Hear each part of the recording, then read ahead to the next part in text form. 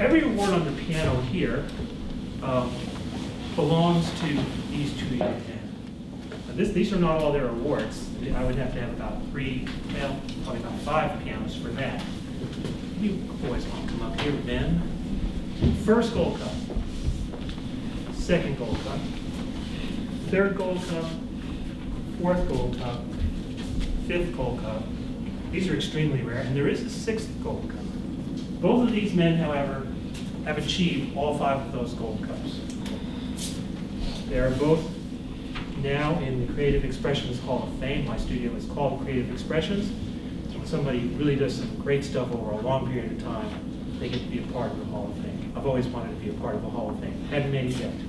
But today, we induct Jack Malm, Creative Expressions Hall of Fame. Congratulations, Jack.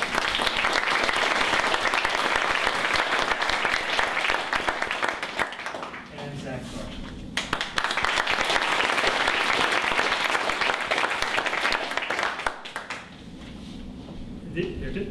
There does seem to be a precedent for greatness coming in pairs. When you look back at Olympic rivals, they always seem to come in twos because they push each other. These gentlemen have pushed each other from the day of their birth. And I mean that literally. And you might wonder, how does he mean that literally? They were born on the same day. They're born in the same hospital. Jack at 10 in the morning? 2 in the morning? 2 in the morning, and Zach, I do know, at 10 at night. But on the same day. They went to daycare together, where Zach used to steal Jack's food. And in reading one of his little essays from English, he said we learned some very important things, such as sharing is good. And so they've been together their entire lives. They're both prepared to become ECU Tigers. They're both going to be music majors, and in honor of their being Tigers, by the way, I thought you both needed one of these. We're really looking forward to having you on campus. As I mentioned, Jack achieved the 5th Gold Cup. And that comes from, well, just many years of really essentially perfect work. And just over and over in competitions and really excelling. This year, Jack achieved his 12th consecutive superior in piano solo.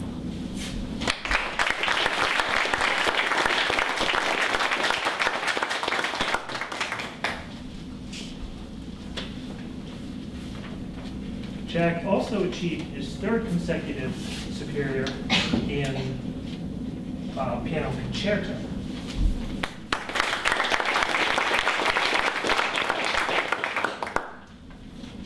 In so doing, Jack placed 1st place in the concerto competition and 2nd place in the solo competition.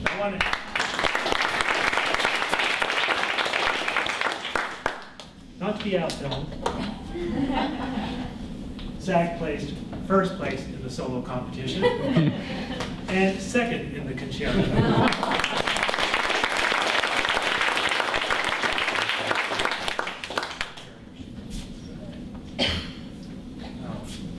I would have liked very much to have given them their gold cups. Jack's will look like this, and last year, those of you who were here, I said, you know, this is the first time I've ever seen one of these, and next year I'll see a 6th Gold Cup for the first time. I actually did see one. They had a demo up in the city. And let me describe it to you like this. Well, I found this upstairs, and this is not actually your trophy, but this doesn't do it justice. Okay? It's better than that. In fact, when I saw it, the thing that came to my mind, this is the honest truth. I always tell the truth anyway.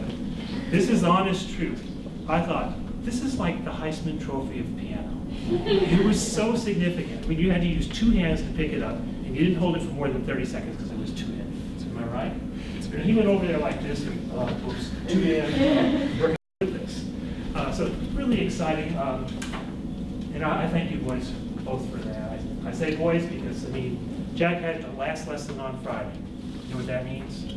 Stay for supper, stay for the night.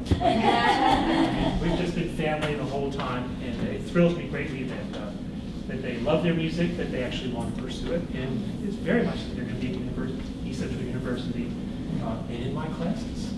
They're going to do great, I assure you.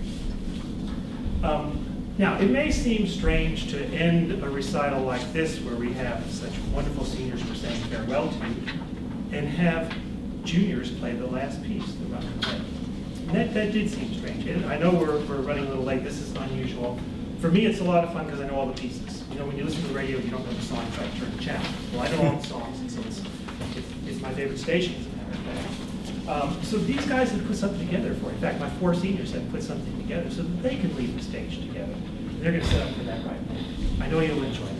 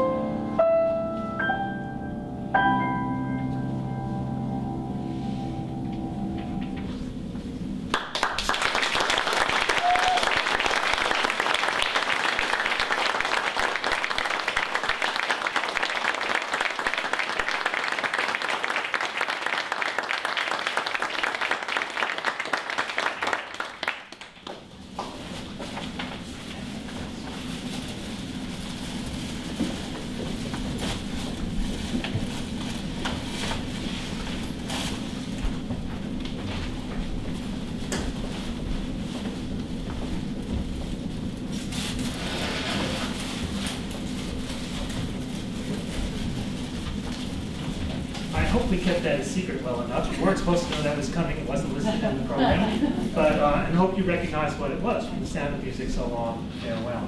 It's a duet arrangement, two people, two pianos, that we turned into a quartet. I'd like to say a few words to you all before you go. And I know we're running late, so we'll get right to it. In fact, I want to say three things, because you're all going off to college. And I've been teaching at college for a long time, and I have a fair idea of what it takes to succeed, or certainly what it takes not to succeed. So I want to give you three pieces of advice, probably in order of importance. Number one, go to class. That seems silly, but I've never had a student in my 25 years of teaching at the university who didn't go to class who passed. If you don't go to class, you don't pass. There are a lot of things that will compete for your time. Extracurricular activities, boyfriends and girlfriends, movies, even church activities. But if you don't go to class, you will not pass. When it comes time to get up in the morning, get up and go to class. It's that simple. You know what? If you go, I can almost guarantee you you'll pass. Even if you don't know the stuff, you'll learn. And that leads to number two.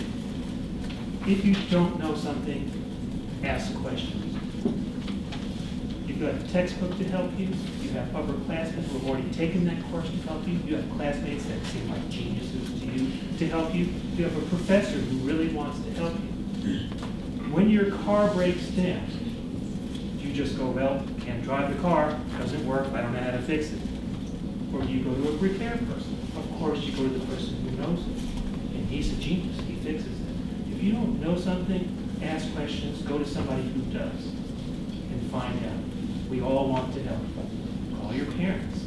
They're still there, believe me. They still want to help you. Go to class. Ask for help. And finally, on the back bulletin board, when we turn the lights on, you'll see three letters, WIN. It's the word WIN, but it's actually an acronym, W-I-N. And I would challenge you, or ask you each day, throughout the day, to ask yourself, what's important now? Set your goals and ask yourself over and over throughout the day, what's important now? Your success in the long run is a product of achieving little goals at a time. When the alarm goes off in the morning, what's important now? Get out of bed. Okay? What's important now? Eat a good breakfast so you've got enough energy to get through the day. And it just goes on and on and on. You're done with your last class, what's important now? Well, do I have any homework? Do I need to practice? So forth and so on. Just ask yourself that one little question. What's important now? And that will guide you to success. We're at close here, and I asked each of you what your favorite color was, and surprisingly, you all basically said blue. Well, this one's a little purple. I think this has to do with like thunder blue. If I'm not mistaken. And I asked you in fact, I gave everyone your senior favorites, your favorite quote and information like that. They all know that all about you now. And I would like to share with you a quote that's important to me. And it's from the Bible. It's from Ecclesiastes 7:8. And I've actually got it here in about 8 different translations. We'll just use the first one. The end of a matter is better than its beginning. Each of you started piano lessons 5, 10, 15 years ago. When you walked through the door, there was a lot of excitement, a lot of anticipation. But what's happening right now, the end of this matter, is way more important than you deciding one day, I want to take piano lessons. What's important is that you finished that, you went with it, and that's how you succeeded. You've got 7 days left of school, you're all at 8, okay? There's a thing called senioritis, right? I felt the same thing the last 2 weeks I was in college. I just want to get out of here, forget the degree. You're going to feel that throughout your entire life. Remember, the end of a matter is better than its beginning. See it through. That's how you succeed. The second part of that verse says, patience is better than pride. And as I thought about that today, because I usually focus on the first part of that verse, patience is better than pride. You know what? I think pride is actually the absence of patience. When we get upset with somebody, they didn't do it our way, that's not being patient, that's being mean, prideful. So, my gift to you, my favorite quote, The end of a matter is better than its beginning. Patience is better than pride. Class of 2012, congratulations.